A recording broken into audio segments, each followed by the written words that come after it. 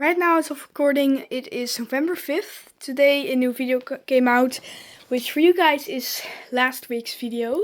So yeah, I'm going to show you how I grow my Monstera aurea. Very big, very lush, very full and very beautiful. Well, let's stop wasting time, let's get right into it.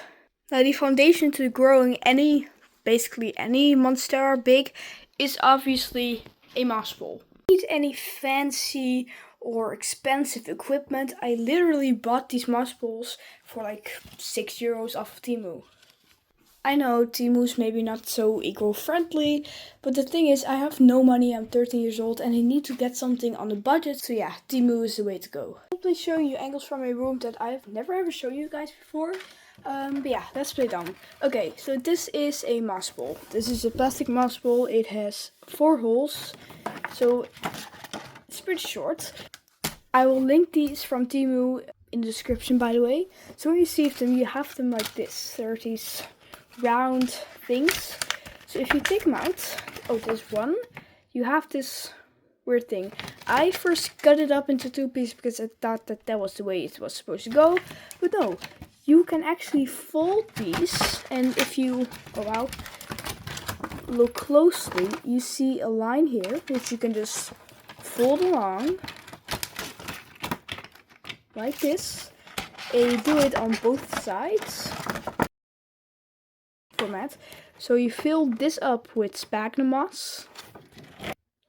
Then you close it like this with these weird triangle stuff into the slits in the plastic. You see? This goes into the hole. When this is filled up, you can stick it in the soil when repotting, attach the plant with some plant velcro, which I'll show you right now. This is plant velcro. This is way softer than normal velcro, and overall it's just way nicer. Which also will be linked in the description. And don't mind these posters, they're just of some random dogs and I found them very cute. Look at this. Next up, you have your moss balls filled with sphagnum moss. I get mine from plants with benefits. So when it's filled up, eventually, if you keep it moist, which I will talk about next, if you keep it moist, and don't worry, they all kind of lean, even if you don't buy them from Temu, this is the cheapest, easiest, and they work, so it's the best option for me. These are aerial roots that are stuck, well, not stuck, it grew into the moss, and now the plant is growing. So if you ever want to propagate it or chop and extend, all of these roots come from this node. Oh no, sorry, from this node. And you can actually see the aerial roots guiding themselves to the wet moss or moist moss, whatever you do. So if you want to propagate it, you cut it right here in the internode. These are 2 nodes where leaves and aerial roots come out of. And then this is the internode. Sometimes internodes grow roots like this too. Probably because here is the auxiliary bud, which is very important. But so you would cut it right here.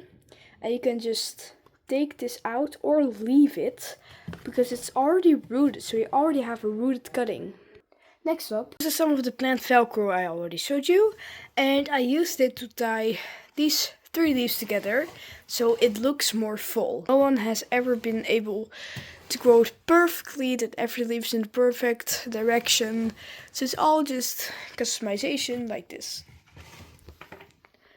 Now let's get over to watering. I water once a week, like every other plant I have.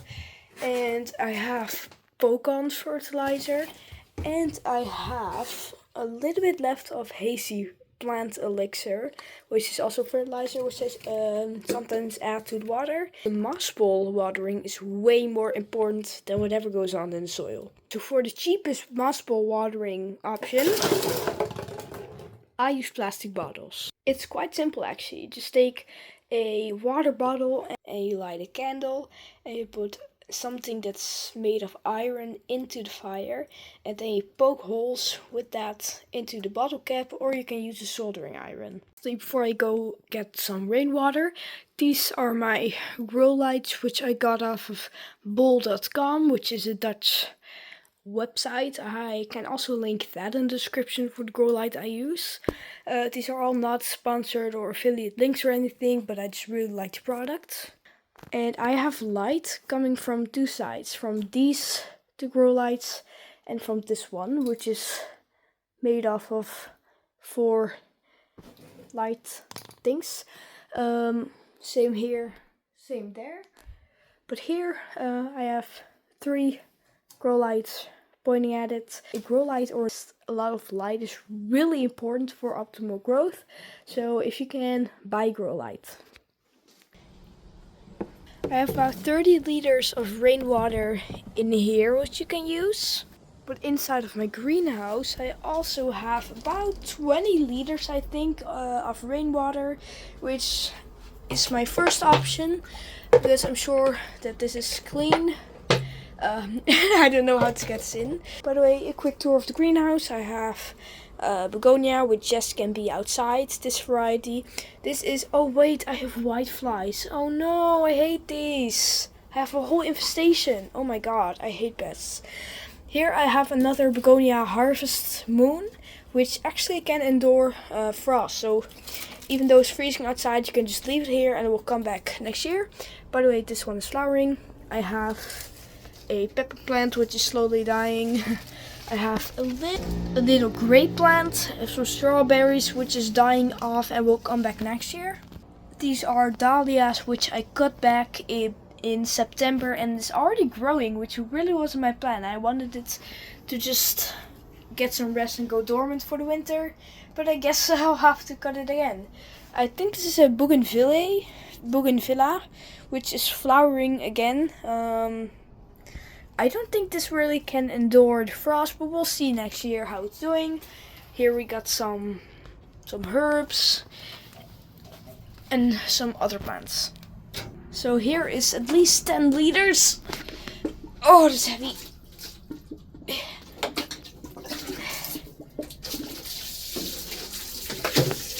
Yeah, this is not the way to go. So I guess I'll just use, oh wait, I have, it looks dirty, but it's just an old leaf that fell into it.